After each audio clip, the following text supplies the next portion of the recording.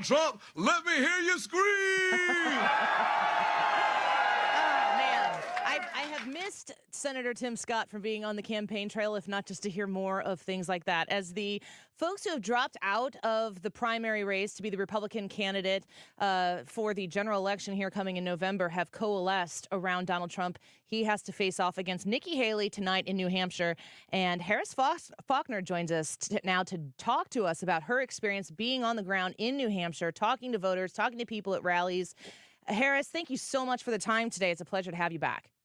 Absolutely, Annie. It is great to talk to you. So first of all, I want to say I was at that rally. I went to both of the rallies for Trump and Haley last night because I thought it was the most important night. I didn't get out of the Trump rally until after 11 p.m. So I was rallying from her started at 6 until after 11, and they began voting at midnight in New Hampshire. So those were important occasions. Those were the last times that voters would hear from them personally. They were both generous with their time. I've never, ever seen a situation, though, where you saw at the Trump rally the former competitors fresh off exiting the race, with the exception of DeSantis. He was not there, and the president's already said it may take a little time for him to heal. And you know he doesn't mince words. And so, but to see Senator Tim Scott, also just a couple days after he had gotten engaged, Tim Scott. So, I mean, he was jubilant last night. And it was a crowd that I would say, you know, has always kind of been there for Trump. I mean, their merch was on fire. Merch. Oh, my gosh. I mean, there were sequin Trump jackets, that sort of thing. So these are diehard Trump supporters, and what a place to be as a candidate in a room like that. Nikki Haley had far more many people than I had heard were showing up to her events. I mean, there were an estimate between 700 and 800 people at that event, which is a lot for, you know, a random night, primary eve in a state that Trump is still far ahead in the polls. So it was really interesting how young her crowd was. That was the first thing that jumped out at me. And, you know, I'm covering all of it, so I want everybody to know everything. And so Governor Sununu endorsed her early. He was out there. He was on my show today. He was a little obnoxious, but whatever. I watched it. He was like name calling. And, you know, after a while, I just let people show you who they are. Sure. By the way, the bottom line is if she loses, he's voting for Trump. That's the takeaway here. I thought that interview with him was so, I don't know, I like watching people who are advocating also talk to people who interview because I interview, so I kind of understand it's like a dance. You ebb and you flow. You try to set people up to give an opportunity and he was talking the entire time you were talking, and at the end it just kind of went off the rails. And I thought the exact same thing you articulated there. He had something to say, and he showed me who he was. And Sununu, I'm thinking back. I told my producers this a few months ago. Like, we need a map of who is where on the Trump timeline. Does Trump hate this person, or does Trump like this person right now? My understanding is that Sununu has a major beef with Donald Trump, and I'm always looking a little bit at how does Nikki Haley help the country? That's why I said you should debate Donald Trump, because this wasn't even, after a while, he wasn't even talking about his candidate anymore. Right. It seemed personal. Does it seem personal? Did it seem personal to you? It felt personal, and I told him that. I said, you know, you're getting snarky. You're name calling. I don't do the name calling here. And he goes, well, what about Trump? And I'm thinking, is he trying to be Trump? Yeah. Because has he not heard Trump's positive message on the stump here in New Hampshire? Like, I don't know. Yeah. I just show him who you are, dude. Just show him who you are. And it was clear when I said, oh, you should debate Trump, what he was really after. And I get that. But let me tell you something. I would never say that this started out with anything that Trump did to him, because when the conversation began a few years ago about fentanyl deaths on the border, and the president put in some of those policies that that stemmed the tide of the drug cartels working that border, he was addressing that problem. They came to this state first for Governor Sununu because he was so loud about how bad fentanyl was on behalf of families that were really suffering. Now, Kellyanne Conway told me this story. She was on the ground for that. So I don't know where it's coming from, but he had the president's support. And that's fine. He can back whoever he wants, but he wasn't representing Nikki Haley well by being obnoxious. Yeah, I agree. I mean, if somebody wants, if Annie comes here, she's like, Harris, I need for you to speak on my behalf. When I'm done, people are going to want to buy you flowers. Yeah, I don't know if that's happening. I know what a friend looks like. Sure. I don't know. But it's going to be interesting because I have a feeling it's not even a feeling. There was one small town that had 1,000 votes already by 8 a.m. Yeah. and a town that usually gets 1,500 in a 24-hour period. Yeah, it's going to be fun to watch. You know, they start at midnight. Yeah. That's a lot. So you're going to have a lot of people, and the weather's good today. You know, for them, it's not snowing. The sun's not out, but it's warmer today. And I think you'll have a lot of people, and that's what our republic is built for. Yeah, amen. Go out, exercise your right.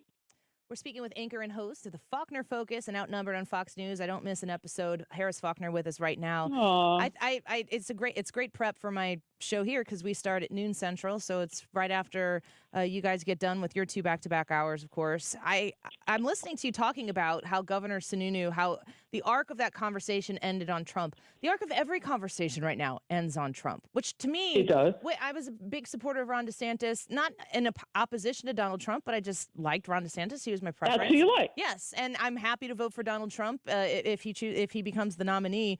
But to me, it's like Trump is inevitable, and Ron DeSantis acknowledged that you'd put everything on the table in Iowa. It didn't materialize. I think DeSantis made a good move. But even in the Sununu conversation, it ended up being about Donald Trump. How in the Nikki Haley camp can they not see that this inevitability of Donald Trump after 4 years of not even being the guy in the office, that this is going to materialize in a way that's not going to benefit them? Look, I think that that's why I was trying to get him to answer the question, if she doesn't win, what percentage do you have to reach for her to go past New Hampshire? And I don't know if you picked, there was just like terseness in his voice. He was upset that I would even question that. And I said, but if she loses, and he's like, she's not going to lose. And I'm thinking, you're not a friend if you are delusional about the fact that your candidate that you have endorsed may lose. You may be able to help her. You know, he hasn't won his entire life. No one has. We don't have perfect victory, only in the Lord.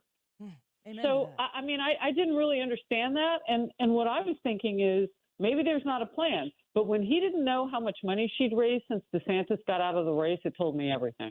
Yeah, there's an end game here, and it's to me, it's not Nikki Haley wins, it's Donald Trump loses, and that just has not been a winning strategy for anybody quite yet. No, and Donald Trump is, he came out last night and he said, I don't want anybody to take it for granted. Yeah. He said, we are up and all of that, but that doesn't mean I don't need you to go and vote tomorrow. I mean, I don't think people are listening to him, and I know Democrats are listening, and which is why they have hit the panic button. I'm surprised the button even works anymore. You've spoken with Dean Phillips, correct? Did you have a conversation He was with on him? today. He was on today, and he said 10 weeks ago I didn't have any name recognition in New Hampshire, and I'm like, well, everybody knows you now here. I said, I don't know about outside New Hampshire. He said, well, he didn't even want to contest the state. They have to write his name in, and I said, is there a chance you could win? I mean, wrap your mind about that. Right. Around that, rather. Do you know very many independents and Democrats who would write Joe Biden's name in? It's a real commitment. It's different than checking a box. It's like an extra step. They don't like him. Right. He's got polling numbers that were lower than Jimmy Carter at this point. They don't like him. So I don't know why anybody, and I say the weather's nice. It's still snowy and cold, but I mean, it's not like Iowa. Right. So I can't imagine anybody not going to, if they declared before October 6th to switch from Democrat to Republican, and there were some people who did, not a whole lot, but some who did, that'll hurt. But most people who are Democrats are going to vote Democrat. And when they do, they're going to look at the names that are on the list. And I just don't see a whole lot of people, at least not based on Democrats I've talked to here, who are going to write that name in. First of all, fentanyl is raging. They're tougher on the border issue than Iowans. And it was number one issue for Iowans who were registered voters. I mean, I think Biden's in trouble. Yeah. There's so much to come out of this race tonight, particularly because there is a Democrat contingency and a Republican contingency that Yes. Americans are going to want to be paying attention to. I know Fox News is covering it. We're going to be carrying that coverage here on 97.1. The last question. Good. The last question I want to ask you before I let you go. I don't want to take too much of your time. We're speaking with Harris Faulkner right now. It is a pleasure to be with you, but your radio show is important. I don't want to rob time. No, I appreciate that. Our question that we ask, we put up a poll question every day for our listeners to vote on our YouTube channel as we live stream it there as well. And it says, Donald Trump become a better campaigner? Because, I'm a suburban woman. I'm 39 years old. I got 4 kids. I'm the one who Donald Trump is supposed to be winning over. He's going to have my vote in November should he get the nomination. But a lot of people want him to articulate himself differently, to stop with the name calling. I'm wondering if you're seeing a different Trump 2024 than maybe 2020 and 2016. Has he learned any lessons, so to speak? I'm not saying a different Trump, except for the fact that about 3 weeks ago or so, he did that town hall with Martha McCallum and Brett Baer, and we saw a difference there. Yeah. And I have seen now consistently that person in that lane the same way since. And that is this. He's still going to fight. He's still the tough kid in the corner, who would stand up for everybody else who needed it. I imagine, of course, I didn't know him as a child, but that's what I imagine he was like. But where he's different is he doesn't lead with his court cases, and he doesn't lead with his, upset over whether or not he won in 2020 and all of that. He's leading with how he wants to make the country great again. And why that works for him is because it is the assumption that it was great when he left, and the reality that it was great when he left. So even if he's asking you to assume he'll make it better, there are millions of Americans who say, well, he can make it better because we already saw it happen. And so if he stays on that message and he focuses on helping get the Black and Hispanic communities back economically, historically better than they had ever been in 50 years in this country, if he focuses on that, he hits Biden so hard because those are the very voters that Biden now has lost by more than 30 points. Yeah. So there's some things that he can do and that he is doing. It doesn't mean he's a different person. People they like that side of him that says, I'm in here for you. But now he's got to articulate how he's going to do that. He's got to talk about how he's going to attack the prices that people pay for food. Hit all the areas where Biden is like, oh my gosh, that looks like stuff on my shoe. Let me go change my shoe, rather than figure out another way to keep that from happening. Right. Like, don't step in it. Yeah. So I'm excited. I am really excited that Republican Party has put out a bunch of candidates that had a lot of ideas, and the left did not do the same. And I'm excited to cover it because it means that maybe there'll be pressure put on the left to come up with somebody else, and maybe the competition for the American public's vote with fresh ideas will take the entire nation forward. But in the meantime, both sides have to stop hating the other side. Amen to that. No more deplorables. And what did Joy Behar say? No more crazies. Well, the vice president just sat there like a lump on a log and let her say that. Half the nation is not this. Half the nation is not. We've got to get into a place where everybody sees everybody as an American. And I think Donald Trump can set the tone for that. I know Nikki Haley can set the tone for that. I think Republicans can set the tone for that. And that is completely oppositional to the left, no matter who they run. Yeah. Amen. Amen to all of that. Well, the author of Faith Still Moves Mountains, I encourage you to read a great anecdote after anecdote of prayer and how intercession has really made differences in people's lives. Harris, I listened to the audiobook, and it was a very oh, great. It was a positive interjection in my day going to and from work to listen to some of the stories that you tell of real American people who use prayer and been able to manifest wonderful things through it. You tell great stories both on the television and in that book, and honored to have you here back. Oh, thank you. Bless you. Thank you so much. It just warms my heart. And I know as a mom of 4, we co-mothers that we are, it's important that we lift each other in prayer and in faith and just remind each other that, God's got us. So I really appreciate that. Yeah. Be still and know. That's exactly right. Harris Faulkner, thank you so much for being with us today.